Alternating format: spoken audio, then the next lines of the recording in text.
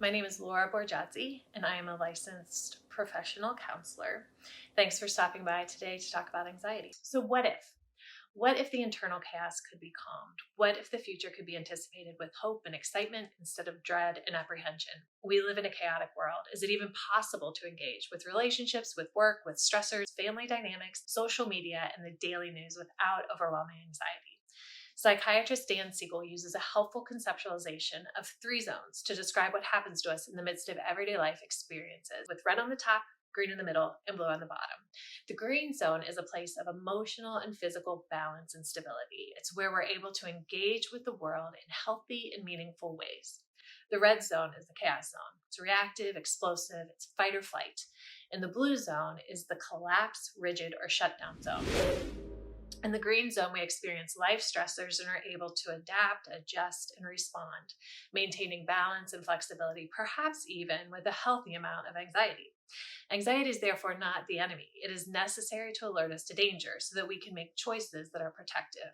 It's too much anxiety or anxiety at the wrong place or time that we experience as problematic. It's when we are overwhelmed by a perceived threat in our environment that we move into either the chaotic red zone or the unresponsive blue zone.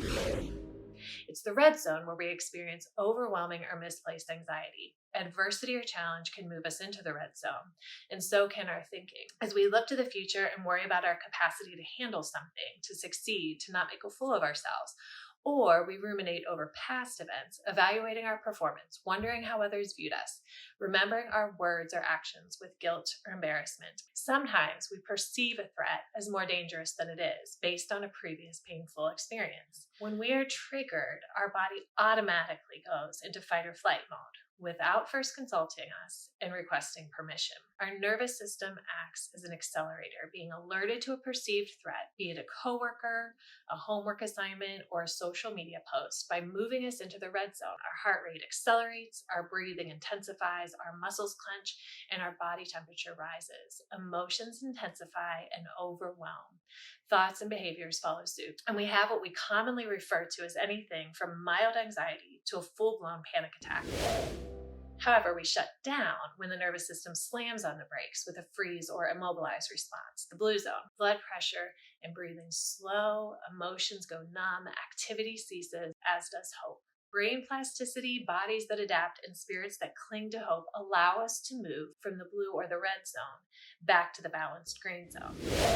And as we learn to experience a full range of emotions and experiences without flipping out or shutting down, we learn to expand the green zone. The green zone is that place that we are most free and as fully alive as we can be, even in a world that is still broken.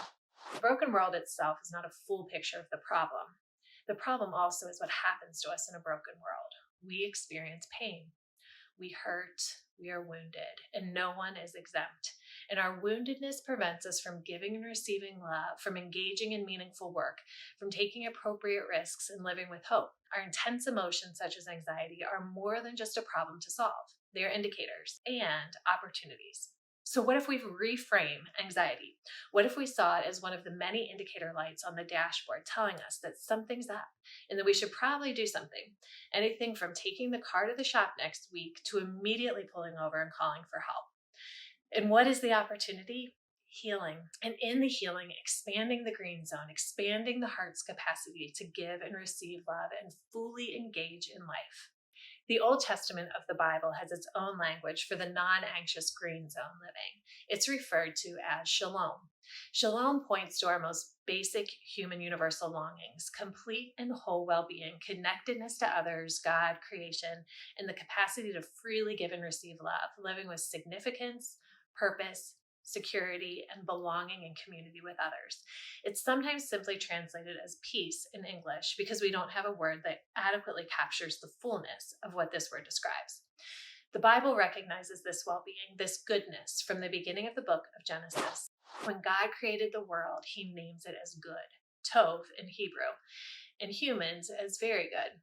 But the perfect peace God established was destroyed as sin entered the world, resulting in brokenness, pain, suffering, shattered relationships, and overwhelming emotions, including anxiety. That's the beginning of the story. And if we flip to the end of the Bible, the book of Revelation includes a description of the future kingdom to come. No tears, living water, physical, psychological, total well-being in the new heaven and new earth. And what happens between Genesis and Revelation? How do we go from shattered shalom to restored shalom? The prophet Isaiah promises God breaking into this not yet peace-filled world through Jesus, whose many titles include Prince of Peace in Isaiah 9:6. It's Jesus who's the source of shalom in a world still broken. He is the one who over 2,000 years ago made shalom possible, and today, by his Spirit, restores shalom to this world, reconciling relationships, healing emotional wounds, and giving life meaning and significance. What does this tell us about our universal human desire for shalom? It's bigger than eliminating unpleasant, anxious emotions. It's about entering into an entire new kingdom, a new reality, a new way of living with the Prince of Peace as the benevolent sovereign. Could our anxious emotions be an indicator light on our dashboard, alerting us not just to a problem to fix, but an opportunity and an adventure to enter into?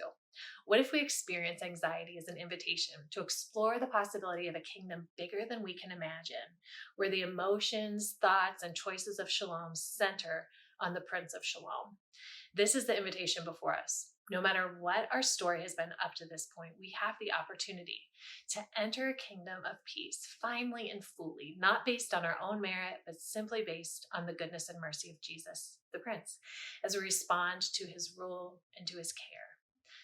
Accepting this invitation could be as simple as talking to God about it, something the Bible calls prayer. You could say something like this: Lord Jesus, I want to invite you into my life to be my Prince of Peace.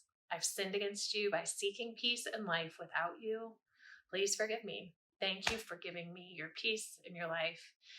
I choose to follow you as best I know how. If we do choose to follow Jesus, does it mean that our lives are suddenly perfectly peaceful and anxiety-free? No. Does it mean that if we do experience anxiety, we must not be doing a very good job of following him? No again. So practically, what does it mean to allow Jesus to be the center of our lives? And how is anxiety impacted by that choice? We'll explore that more in part 2. Thanks for joining me today.